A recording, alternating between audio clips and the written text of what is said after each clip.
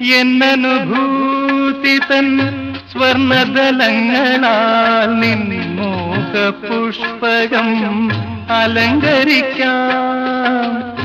എന്നനുഭൂതി തൻ സ്വർണദലങ്ങളാൽ നിൻമോഹ പുഷ്പകം അലങ്കരിക്കാം. നിൻ ത്യാഗമണ്ഡപ യാഗാഗ്നി തന്നിലെ ചന്ദനധൂമമായി ഞാനുയരാം. എൻ മന്ദഹാസം ചന്ദ്രികയായെങ്കിൽ എന്നും പൗർണമി വിടർന്നേനേ.